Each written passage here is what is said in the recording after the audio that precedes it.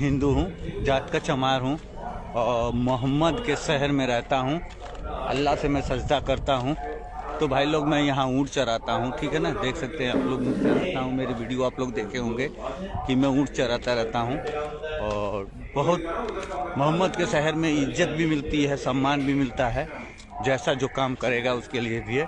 और देखो भाई लोग, मोहम्मद शहर में ये है यहाँ का रूल, कोई भी अगर सऊदी अगर आ गया ना, कोई सऊदी अगर आ गया, हम इस तरह धूप में अगर घूम रहे हैं और धूप में चल रहे हैं, तो वो पानी का बोतल और बिस्किट, चॉकलेट, कोल्ड ड्रिंक तो लोग ज़रूर देते हैं लोग, क्योंकि अगर हम धूप में इधर घूम रहे हैं, अगर इधर वो आ गए गाड़ी से तो ज़रूर देंगे लोग, क्योंकि वो लोग सोचते हैं कि आदमी ये गरीब है, अपने बाल बच्चों को छोड़ के आया है, यहाँ ऊँट चरा रहा है। वो लोग समझते हैं, कुछ लोग, बहुत से सऊदी समझते हैं और देते हैं। अपने इंडिया में अगर वहाँ भूखा कोई मांग रहा है तो कोई नहीं देता भाई लोग, कोई नहीं देता। अगर धूप में खट रहा है तो भी एक गिलास पानी नहीं जल्दी पूछते हैं।